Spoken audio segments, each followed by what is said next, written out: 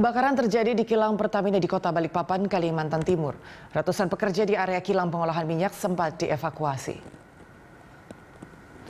Asap hitam pekat mengepul di area kilang Pertamina dan sempat menggegerkan warga Balikpapan. Asap muncul dari arah dapur kilang pengolahan minyak membuat ratusan pekerja yang bertugas di bagian HSSE Fire Station milik Pertamina dievakuasi keluar dari area kilang. Pertamina Refinery Unit 5 Balikpapan memastikan operasi kilang tidak terganggu dengan insiden yang terjadi lantaran tidak terkait langsung dengan proses produksi kilang. Area Manager Communication Relation dan CSR PT Pertamina RU 5 Balikpapan Eli Chandra mengatakan insiden terjadi di area cooler box atau bak pendingin air kilang dan berhasil dipadamkan 25 menit kemudian dengan menggunakan 4 armada trailer foam. Tim dari Pertamina disebut sedang melakukan investigasi untuk memastikan penyebab terjadinya percikan api.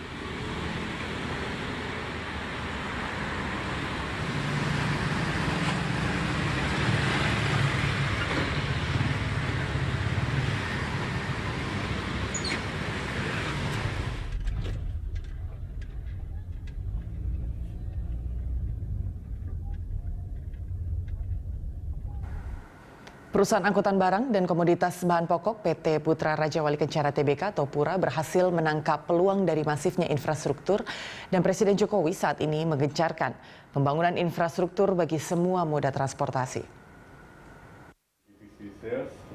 Puluhan tahun terjun dalam industri antar logistik dan komoditas, PT Putra Raja Wali Kencana Tbk atau Pura saat ini bermain pada multimoda.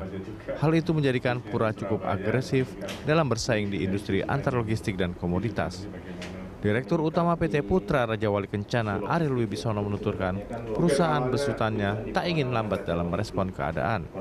Hal itu dibuktikan dengan kesigapan menangkap peluang pembangunan infrastruktur pemerintah. Terlebih belakangan ini pemerintah baru meresmikan 2 pelabuhan besar di Pulau Jawa, yakni Pelabuhan Batang dan Patimban.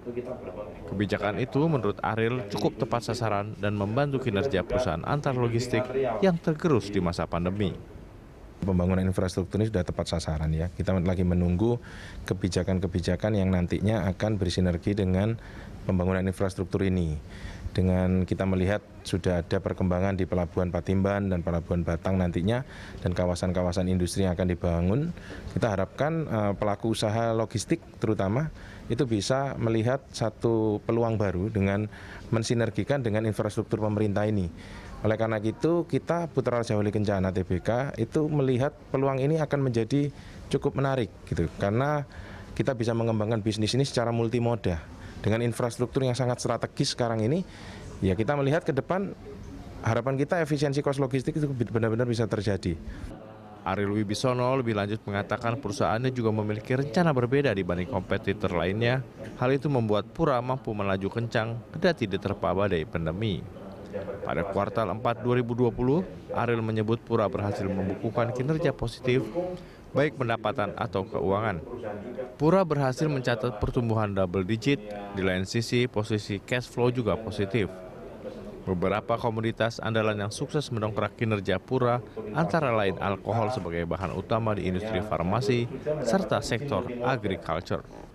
Putra Raja Wali Kencana Tbk ini memang berbeda dengan perusahaan logistik lain ya karena kita memiliki basis portfolio komoditas nasional itu cukup banyak, jadi cukup dinamis, fleksibilitasnya juga cukup tinggi sehingga kemarin di saat pandemi kita mengalami peningkatan pendapatan dikarenakan raw material kebutuhan atas industri-industri terutama di farmasi, di consumer good itu mengalami peningkatan. Jadi Putra Raja Wali Kencana ini mampu mendistribusikan di saat pandemi itu baik padat, cair, project kita cukup fleksibel di situ sehingga kemarin di saat pandemi komoditas-komoditas pilihan kita yang bisa mendongkrak mengakselerasi ekonomi di Indonesia kita juga banyak terlibat di situ sehingga kita mengalami peningkatan. Pengembangan proyek infrastruktur pemerintah yang terus berlanjut diharapkan juga bisa memperlancar distribusi hingga berdampak pada jasa logistik di tanah air. Ramaditya Domas, Berki Marindo, Berita 1, Jakarta.